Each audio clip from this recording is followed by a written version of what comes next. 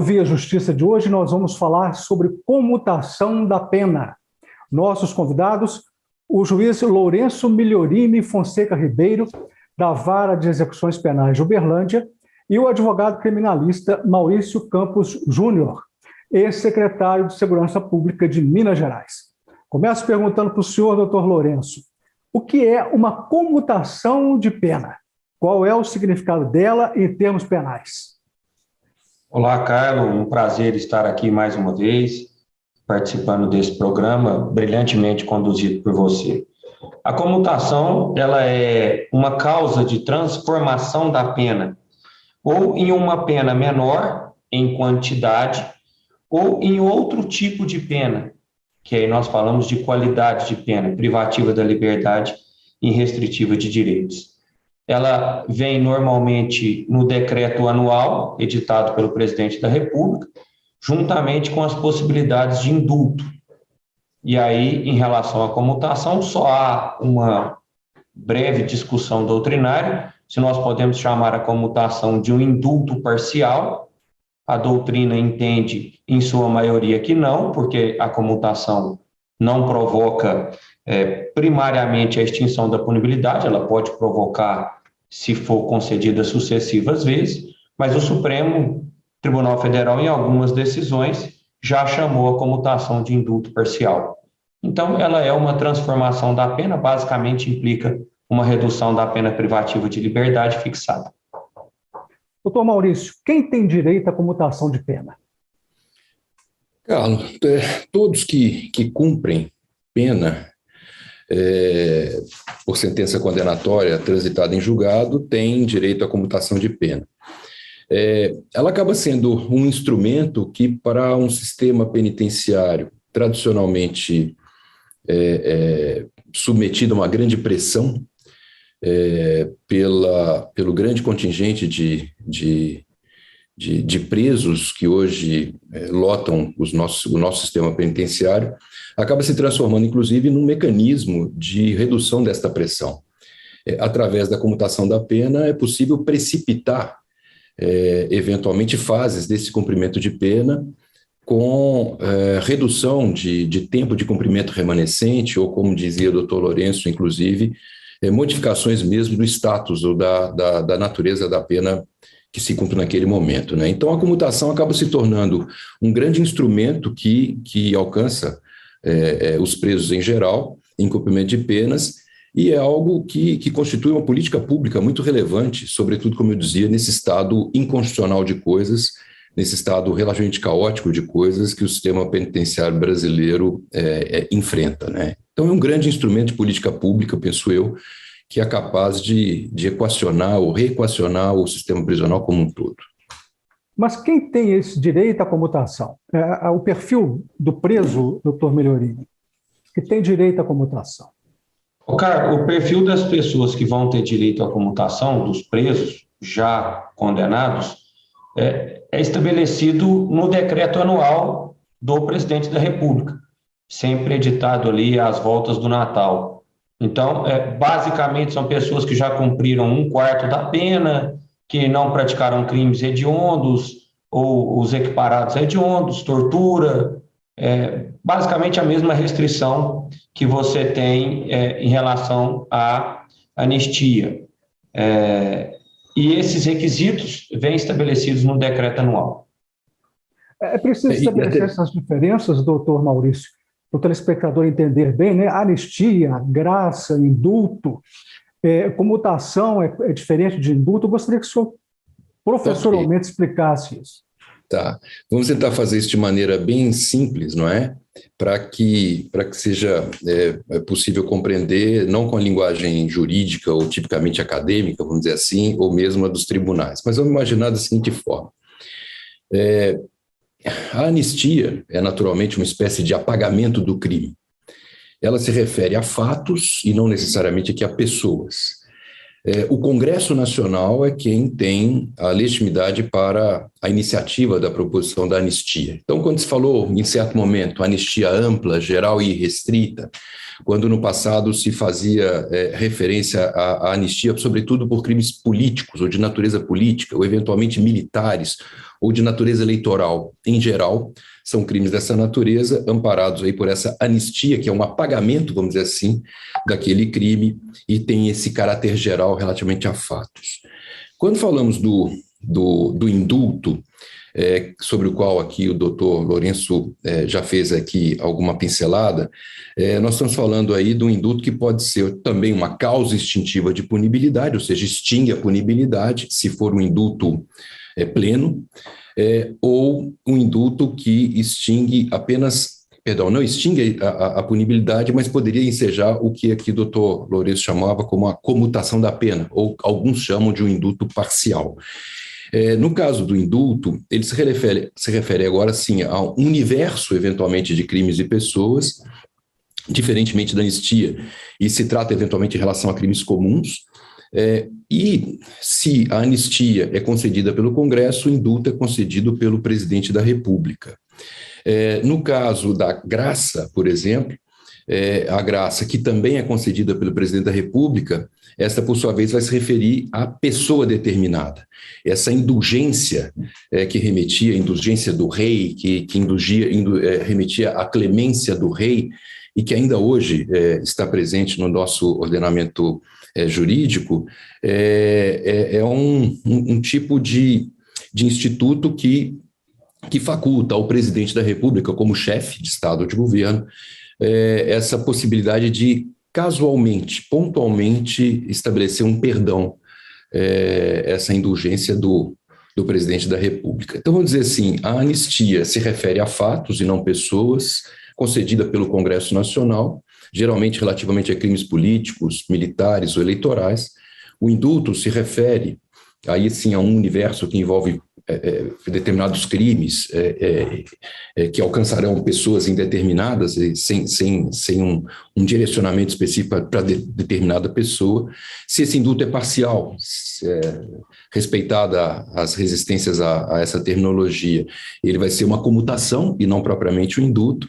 E no caso da graça, também concedida pelo presidente da República, ela vai se determinar, vai ser feita a pessoa determinada, né? Uma pessoa específica. E fica aquela curiosidade, doutor Melhorini, sobre a saída temporária de Natal, a saída coletiva, né? Onde que se enquadra essa saída dentro desses conceitos de comutação de pena? Não é comutação, né? Não. A saída temporária, ela está prevista na Lei de Execução Penal e os presos têm direito a até 5 saídas temporárias que podem somar 35 dias. E elas têm que ter um intervalo entre elas. O que era a prática comum? Você conceder, até como muito bem lembrou o professor Maurício, para você diminuir a carga sobre o sistema prisional, você concedia essas saídas temporárias em datas festivas, como Natal, como Páscoa, como Dia das Mães, como Dia dos Pais, e aí você acabava esvaziando um pouco e diminuindo a pressão sobre o sistema. Então, ela não guarda relação com esses institutos que nós estamos discutindo aqui, ela é um direito do preso que se encontra no regime semiaberto. Doutor Maurício, sobre a saída coletiva, há um certo temor da sociedade, né? De que naquele momento as pessoas que têm autorização para sair voltem a cometer crimes. E isso a imprensa vem registrando quase sempre, né? Gostaria da análise do senhor sobre isso. Carlos, de fato, a gente às vezes vive um certo paradoxo, algum conflito relativamente ao que é a pena, o cumprimento da pena, a finalidade dela, e certos ônus, por assim dizer, que são ônus da própria sociedade, não é?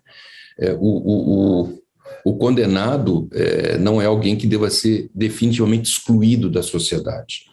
A ele aplicou-se uma pena em virtude de um desvio, de um crime cometido, mas é preciso ter em mente que a pena tem prazo certo.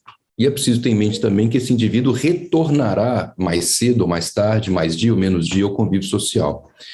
Então, essas saídas, elas constituem, assim como a progressão de regime constitui também, possibilidade ou perspectiva de convivência social que, aos poucos, traga de volta esse indivíduo que experimentou privação da liberdade mais significativa ou expressiva em algum momento.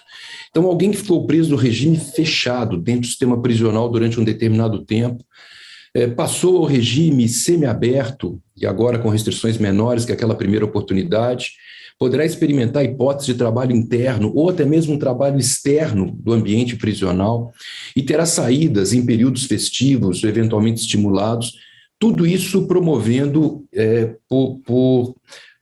de uma forma em que vai se avançando paulatinamente um tipo de convivência com a comunidade.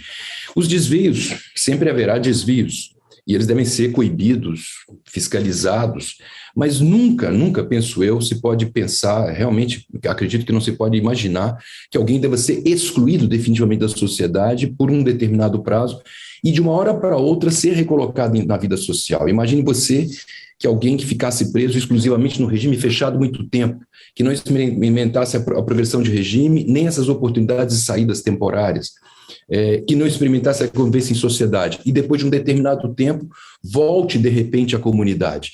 Quando os tempos são outros, a tecnologia é outra, os vínculos e laços familiares ou sociais já não são existentes, vai ser muito mais difícil para esse indivíduo se ressocializar ou se restabelecer dentro desse ambiente social. Então, Carlos, o que eu posso dizer sobre isso? Se é verdade que a comunidade se sente um pouco insegura por ocasião dessas saídas, ou mesmo das saídas de finais de ano, com os decretos de indulto, comutação de penas, que são favores que distensionam o ambiente, é preciso que essas pessoas também compreendam que esse preso é um ônus nosso e ônus da sociedade, e é preciso recolocá-lo nesse nosso ambiente social. E só é possível fazer isso se paulatinamente pudermos ter a experiência da confiança de trazê-los de volta aos poucos. O senhor tem muitos problemas aí, doutor Milorino, em relação a isso? É isso que eu ia falar, até complementando. O que vira notícia é o fato grave, é a prática do crime. Mas esse percentual, ele é estatisticamente baixo. Nós temos um percentual entre 3% como mínimo e 6% como máximo de retorno nos quase 10 anos que eu já estou à frente da vara de execução penal. Então, de cada 100, 200 pessoas que saem, você tem um coeficiente pequeno que não volta, e desse coeficiente pequeno que não volta, uma parte ainda menor é que pratica crimes. A questão é o que vira notícia, é o indivíduo que pratica o crime, que pratica um roubo, que pratica um crime de estupro. Isso é que vira notícia e isso gera esse pânico e essa preocupação na sociedade. Muito bem. Nós vamos fazer agora um rápido intervalo. O Via Justiça volta em instantes.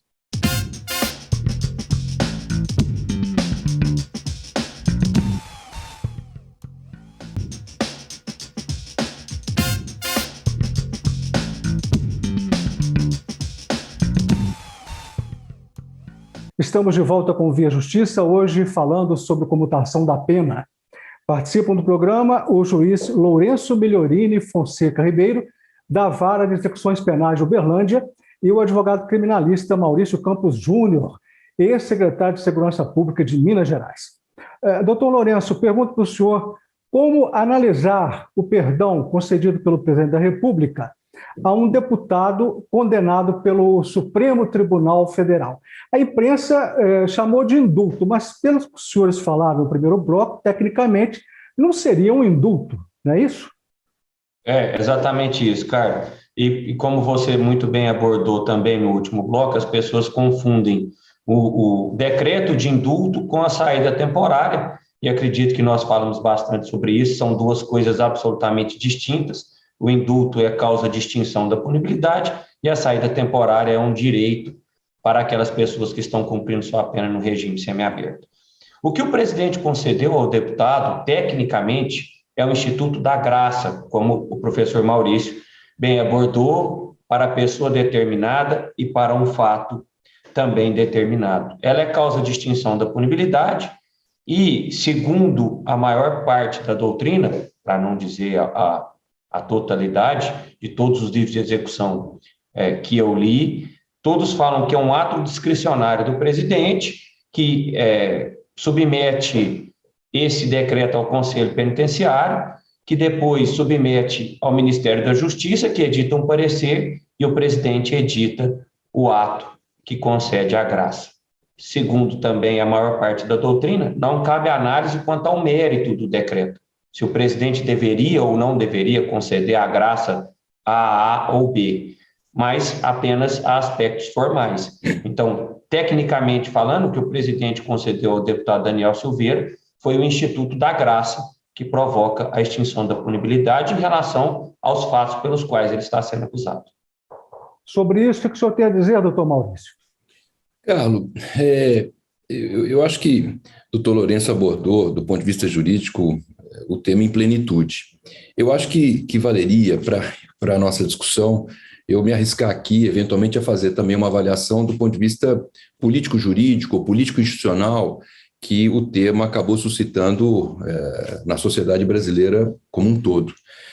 O Instituto passou a ser um instituto discutido e debatido em todas as rodas, em todos os níveis, né, da nossa comunidade, e trouxe um certo nível de interesse, curiosidade, ao mesmo tempo de muita perplexidade.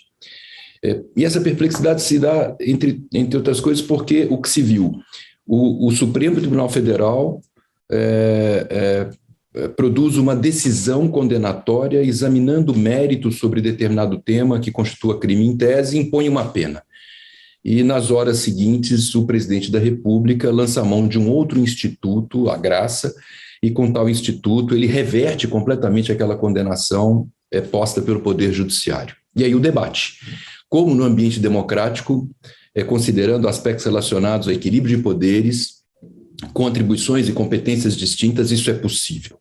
Na verdade, o Instituto da Graça, como eu falei, remonta aí a alguns milhares de anos, né? Se considerar, são alguns séculos em que ele vem mesmo até como um resquício do poder feudal em algum instante, esteve presente nas sociedades todas e, no final das contas, hoje se diz, inclusive, do quanto isso poderia ser ruim para a democracia como um todo ou como um desequilíbrio, eventualmente aqui visto como neste caso. Embora o doutor Lourenço bem tenha colocado que é um poder discricionário, então há uma discricionariedade do presidente e atribuída constitucionalmente, não creio que seja absolutamente estéril ou impassível de ser submetido a um controle de constitucionalidade, penso eu.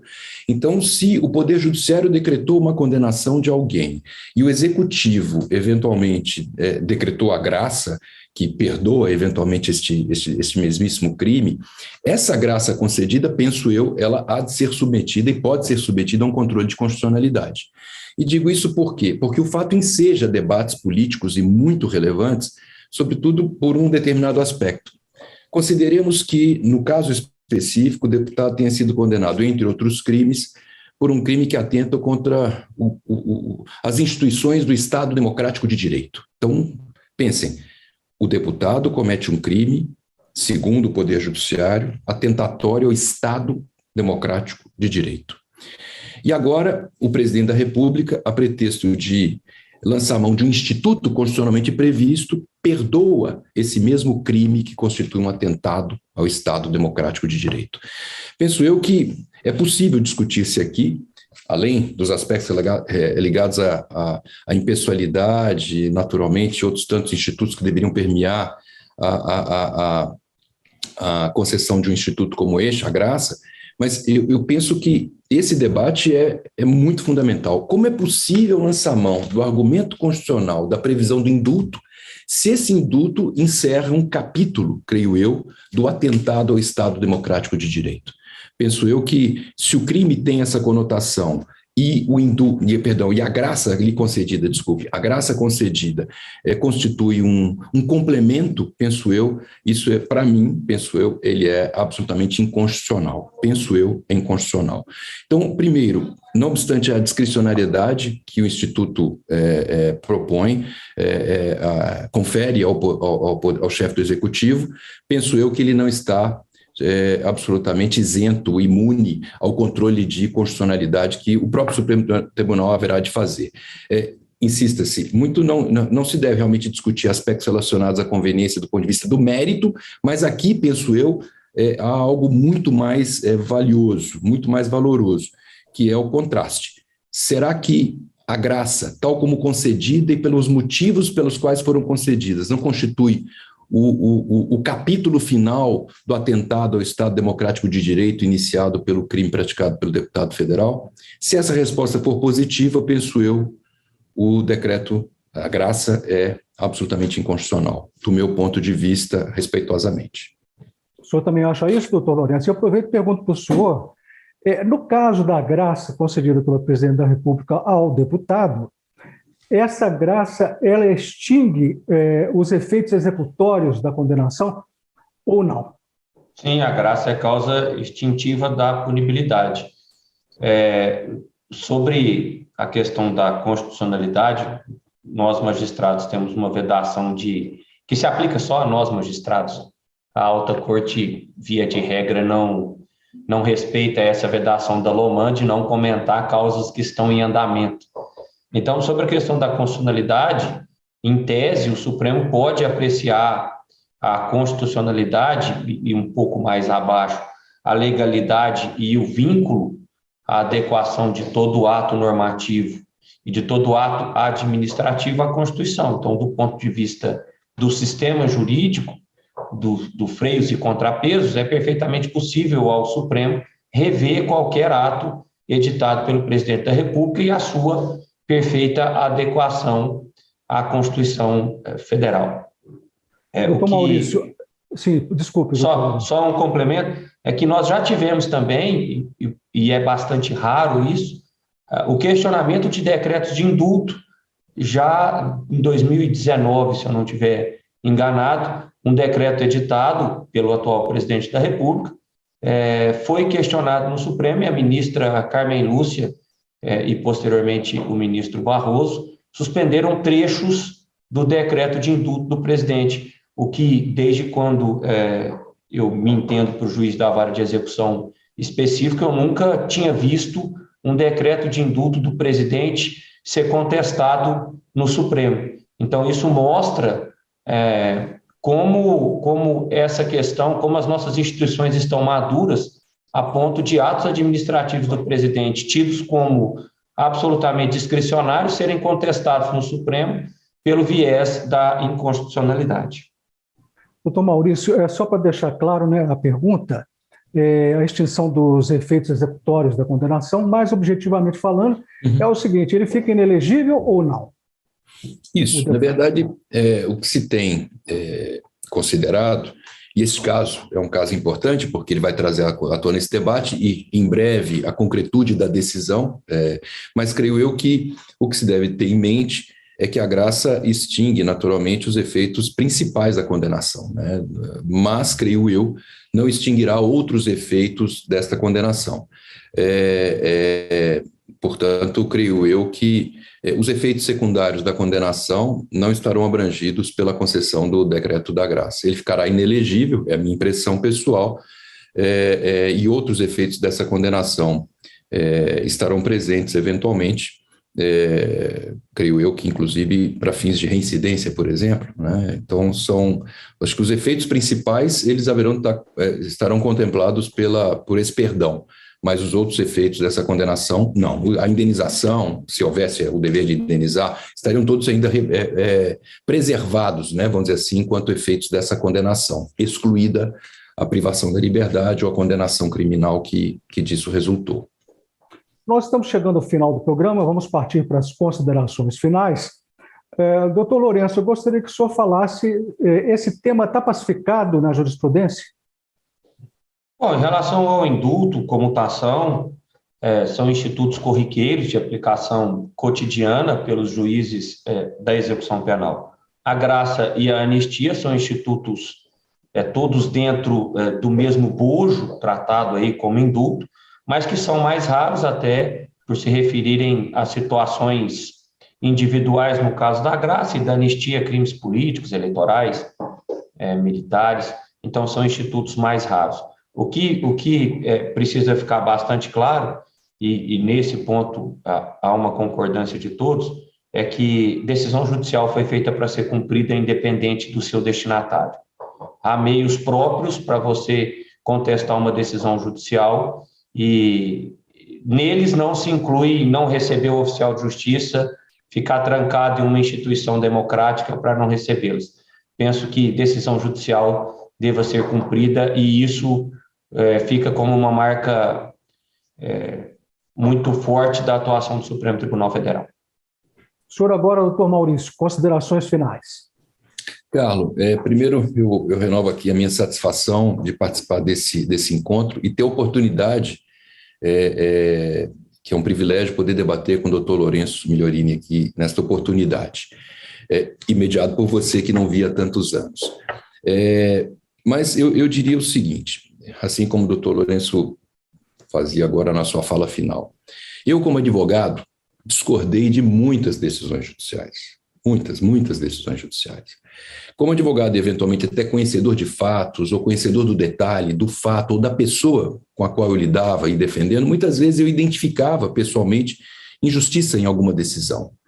Mas eu devo dizer que eu jamais cogitei descumprir uma decisão judicial. Isso não é parte do que se pode compreender ou conceber num Estado democrático de direito. Decisões judiciais são feitas para ser cumpridas e, naturalmente, existem meios próprios para a impugnação delas. E, enfim, é o que nos resta. Quanto a esses institutos, embora eles estejam consagrados, sobretudo esses que tratamos hoje, ou seja, são institutos antigos, conhecidos, é preciso ver, já é possível identificar a controvérsia, né, sempre presente no debate, né, sempre atual e sempre presente. Então, embora institutos antigos, a controvérsia sempre está presente e, eventualmente, o direito, que não é uma ciência matemática, comporta muitas vezes novos pontos de vista ou novos ângulos que levam em conta, inclusive, contextos políticos, sociais, institucionais, como o Brasil vivencia nesse instante.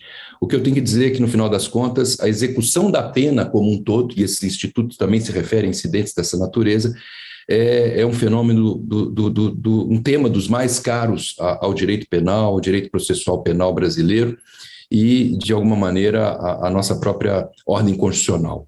Eu espero que esse debate, na verdade, fomente o interesse por uma execução que humanize as penas e que compreenda cada um desses institutos e que avancemos. Creio eu que o poder absoluto ou discricionário do rei já não comporta mais essa acolhida num sistema, numa ordem democrática. Mas penso eu que, por outro lado, institutos que possam ser políticas públicas de distensionamento desse sistema tão caótico têm que estar presentes, serão sempre bem-vindas. Eu imagino que o que seria para o doutor Migliorini conduzir a execução penal em Uberlândia se não tivesse eventualmente institutos como estes que pudessem, de tempos em tempos, contribuir para a distensão de um sistema tão pressionado. Acho que, em linhas gerais, é isso que eu gostaria de trazer como reflexão, como contribuição nesse momento. Muito obrigado aos senhores pelas participações. O Via Justiça de hoje termina aqui. Nós conversamos com o juiz Lourenço Migliorini, da Vara de Execuções Penais de Uberlândia, e com o advogado criminalista Maurício Campos Júnior, ex-secretário de Segurança Pública de Minas Gerais. O Via Justiça, você pode conversar com a gente pelo e-mail viajustiça@mages.com.br e não se esqueça de nos acompanhar também pelas redes sociais da Mages. Obrigado por sua audiência e até o nosso próximo encontro.